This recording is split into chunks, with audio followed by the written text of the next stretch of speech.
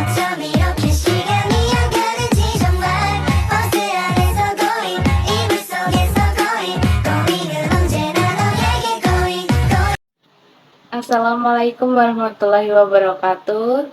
Hello, let me introduce myself. My name is Dita Septiana. I'm from Management Class 22B.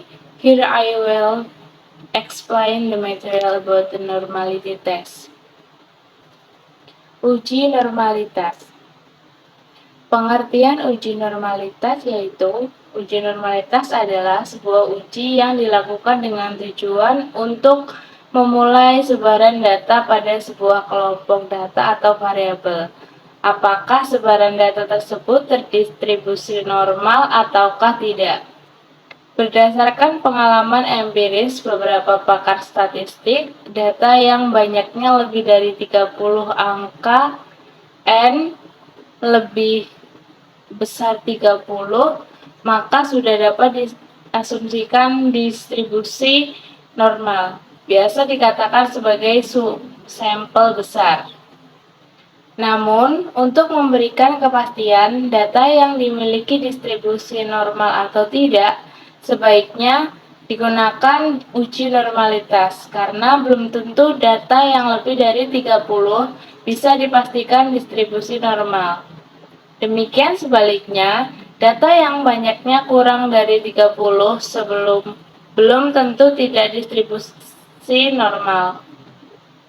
Selanjutnya ada macam-macam uji normalitas. Uji normalitas yang dapat digunakan diantaranya uji grafik, chi-square, Kolmogorov, Smirnov, Lilliefors, dan Shapiro-Wilk.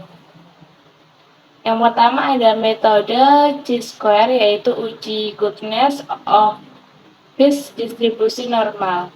Metode chi-square atau x kuadrat untuk uji goodness of fit distribusi normal menggunakan pendekatan penjumlahan penyimpangan data observasi setiap kelas dengan nilai yang diharapkan. Persyaratan metode chi-square uji goodness of fit distribusi normal yaitu data tersusun berkelompok atau dikelompokkan dalam tabel distribusi frekuensi. Cocok untuk data dengan banyaknya angka besar N lebih besar 30. Selanjutnya ada metode Lilliefors, yaitu metode menggunakan data dasar yang belum diolah dalam tabel distribusi frekuensi.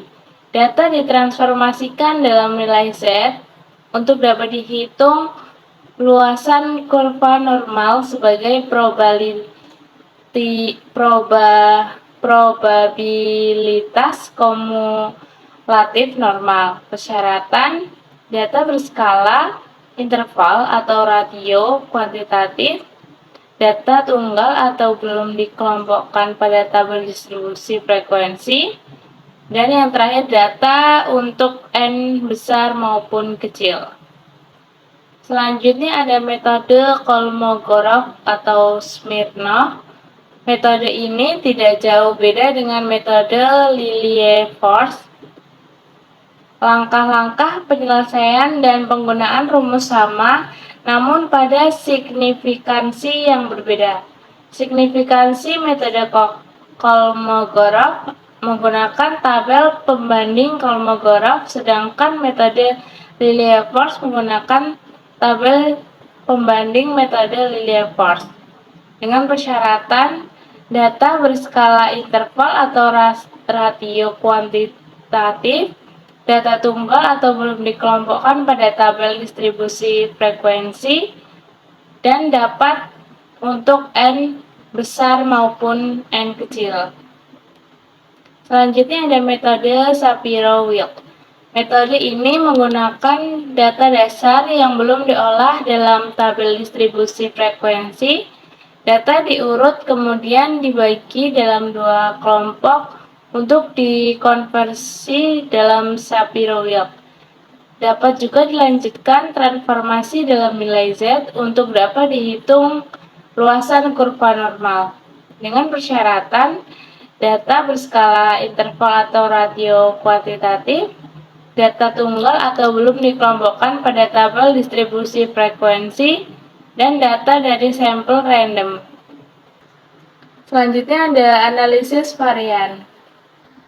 Pengertian analisis varian itu sendiri yaitu pada prinsipnya tes statistik analisis varian hampir sama dengan tes yakni sebagai uji komparasi antar kelompok atau grup sampel. Jika pada t-test analisis hanya dilakukan terhadap dua kelompok atau grup sampel, maka tes ANOVA atau ANOVA diterapkan jika jumlah sampel yang dihadapi lebih dari dua kelompok.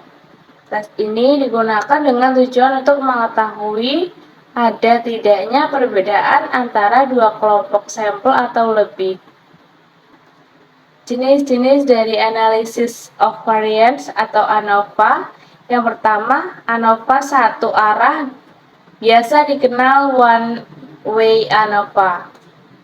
Maksud dari kasus ini yaitu untuk menguji perbedaan rata-rata lebih dari dua sampel di mana dalam melakukan analisis hanya bisa satu arah. Maksud satu arah ini hanya bisa menguji antar kelompok yang satu. Berdasarkan gambar di atas, terlihat bahwa ada 4 metode kolom, yaitu dari 4 metode itu dilakukan oleh beberapa orang, tetapi tiap metode dilakukan oleh orang yang berbeda. Pada tabel di atas, terlihat data diperoleh dari sampel yang berbeda perlakuan antar kelompok, karena itu kita hanya bisa membandingkan antar metode, tapi tidak bisa membandingkan antar orang karena setiap orang tidak melakukan metode yang sama. Oleh karena itu dikatakan satu arah saja. Selanjutnya ada jenis-jenis dari analysis of variance atau ANOVA. Yang kedua, ANOVA dua arah tanpa interaksi, ANOVA two-way without interaction. Jenis ANOVA yang kedua yaitu ANOVA dua arah tanpa interaksi. Artinya bahwa bisa dilakukan interaksi antara kelompok dan perlakuan. Maksudnya bisa membandingkan antar kelompok atau antar perlakuan. Terhadap 4 metode diet dan 3 golongan usaha peserta program diet, berikut data-data penurunan berat peserta keempat metode dalam 3 kelompok umur. Berdasarkan gambar tersebut, terlihat bahwa setiap metode memiliki perlakuan yang sama sehingga bisa dikatakan ada hubungan dua arah, tetapi tidak ada interaksi. Yang ketiga yaitu ANOVA dua arah dengan interaksi ANOVA two-way with interaction. Sebelum ini dijelaskan, ANOVA dua arah tanpa interaksi dikatakan ANOVA dengan interaksi ketika setiap kolom perlakuan dan blok atau baris diulang. Terdapat 4 metode diet, 3 kelompok umur dan 3 ulangan. Berikut adalah rata-rata penurunan berat badan setelah 1 bulan melakukan diet. Mungkin itu saja yang dapat saya sampaikan. Saya ucapkan terima kasih. Semoga bermanfaat.